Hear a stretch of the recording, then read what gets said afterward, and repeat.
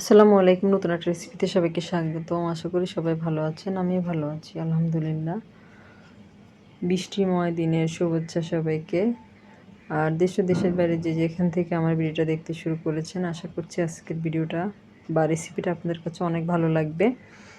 আর এখানে আমি নিয়ে নিয়েছি ডাটাটা আমি এরকম টুকরো করে কেটে নিয়েছি। আর পাতার সাইডে যেই ডাটা ছিল ওটাও আমি নিয়েছি। সাথে ২টা আলু আমি এরকম লম্বা করে কেটে নিয়েছি আর ধুয়ে পরিষ্কার করে নিয়েছি। আর এই রেসিপিটা আপনাদের সাথে শেয়ার করব, ডাটার চচ্চড়ি। খুবই মজার একটা রেসিপি। অবশ্যই একটা লাইক দিয়ে পুরো রেসিপিটা জুড়ে আমার সাথে থাকবেন, অনুরোধ রইল। আর এখানে নিয়ে নিয়েছি আমি ট্যাংরা মাছ। আর মাছটা আমি ধুয়ে পরিষ্কার করে নিয়েছি।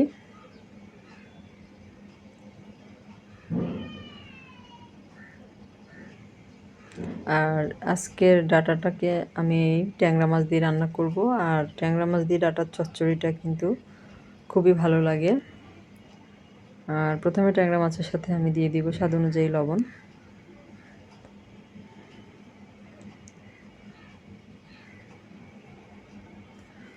এরপরে দিয়ে দিব হলুদ, হাফ চা চামচের মতো হলুদ আমি এখানে দিয়েছি। দিয়ে হাত দিয়ে খুব ভালো মতো লবণ এবং হলুদটাকে মাছের সাথে মেখে নিতে হবে। আর এই গরমে কিন্তু কোনো কিছুই ভালো লাগে না খেতে। একটু ঝাল ঝাল কিছু হলে মনে হয় যে খেতে একটু ভালো লাগবে, বা এরকম মাখা মাখা চচ্চড়ি টাইপের কিছু হলে খেতে ভালো লাগে। মাছ মাংস তেমন ভালো লাগে না। আর এই মাছটা আমি অফ ক্যামেরায় ভেজে নিয়েছি, সেটা আপনাদের সাথে শেয়ার করিনি। চুলায় একটা প্যান বসিয়ে দিয়েছি। প্যানের মধ্যে আমি দিয়ে দিলাম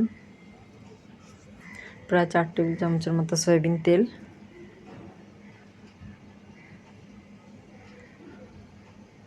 আর দিয়ে দিব বড় সাইজের একটা পেঁয়াজ কুচি।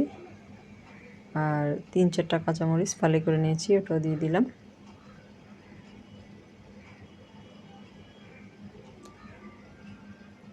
আর পেঁয়াজটা আমি একটু ব্রাউন করে ভেজে নিব।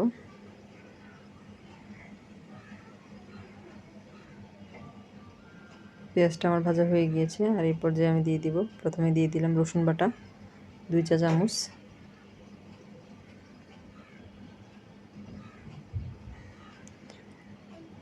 এরপরে দিয়ে দিব আদা বাটা 1 চা চামচ। দিয়ে আদা এবং রসুনটাকে এই 10 থেকে 15 সেকেন্ডের মতো একটু ভেজে নেব। এরপরে দিয়ে দিলাম বড় সাইজের 2টা টমেটো কুচি করে নিয়েছি সেটা।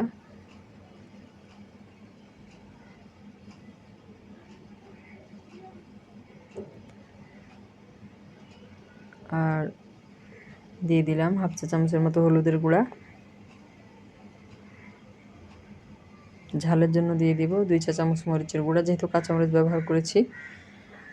আর 2 চা চামচ মরিচের গুঁড়ায় কিন্তু এটা অনেক ঝাল হবে। আর যেহেতু চচ্চড়ি কিন্তু একটু ঝাল ঝাল হলে খেতে ভালো লাগে। আর দিয়ে দিলাম হাফ চা চামচ ধনিয়া ও জিরার গুঁড়া।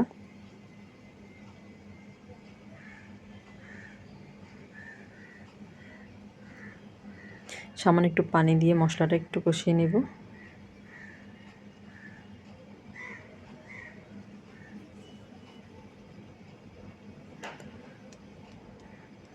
আর মশলাটা কষানো হয়ে গিয়েছে, তেল ছেড়ে এসেছে। এই পর্যায়ে আমি আগে থেকে ধুয়ে রাখা আলু এবং ডাটা দিয়ে দিব।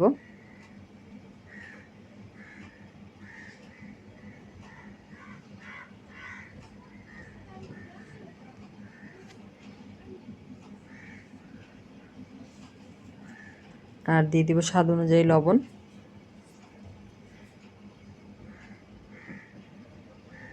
সব কিছু একসাথে মিশিয়ে নেব।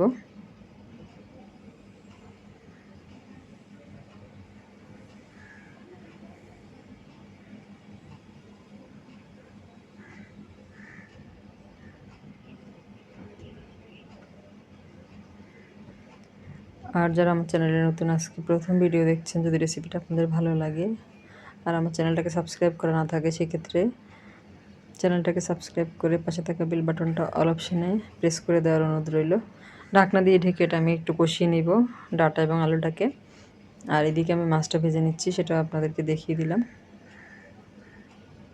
আর এটা কিন্তু কষানো হয়ে গিয়েছে, প্রায় 2-3 মিনিটের মতো কষিয়ে নিয়েছি, ঝোলটা টেনে এসেছে। এই যে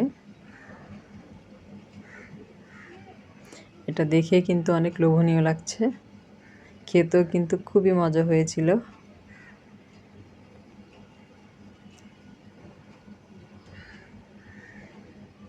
এ পর্যায়ে দিয়ে দিব পানি, পরিমাণ অনুযায়ী পানি দিয়ে দিব, যাতে করে ডাটা এবং আলুটা খুব ভালো মতো সেদ্ধ হয়ে যায়। আর পানি দিয়ে খুব ভালো মতো সব কিছু একসাথে মিশিয়ে নিব।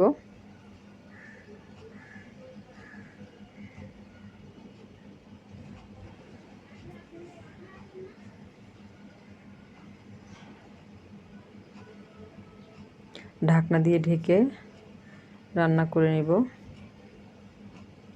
আরও 6-7 মিনিটের মতো। 6-7 মিনিট পরে আমি মাছগুলো দিয়ে দিব। সবজিটা কিন্তু অনেকটাই সেদ্ধ হয়ে গিয়েছে। এ পর্যায়ে সবগুলো মাছ আমি এখানে দিয়ে দিব।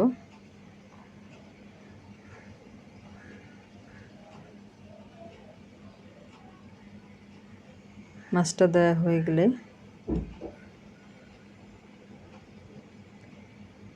এই যে আবার ঢাকনা দিয়ে ঢেকে দেব।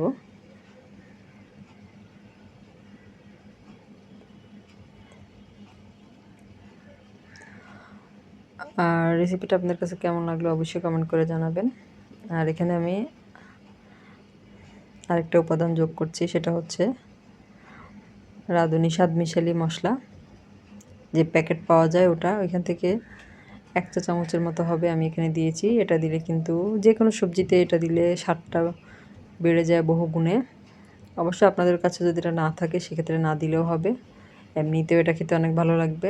আর যদি থাকে সেক্ষেত্রে এটা থেকে 1 চা চামচ পরিমাণ দিবেন, দিয়ে ঢাকনা দিয়ে ঢেকে এটা আরও প্রায় 5-6 মিনিট মিডিয়াম লো আঁচে রান্না করে নিব। এর মধ্যে করে ডাটাটা খুব ভালো মতো সেদ্ধ হয়ে যাবে আর ঝোলটা একেবারে টেনে গা মাখা হয়ে যাবে। আর এটা কিন্তু চচ্চড়ি, এটার ঝোলটা কিন্তু এরকম গা মাখাই হবে, তাতে করে কিন্তু এটা খেতে অনেক বেশি ভালো লাগবে। এই যে রান্নাটা কিন্তু আমার হয়ে গিয়েছে, সার্ভ করে আপনাদেরকে দেখাচ্ছি।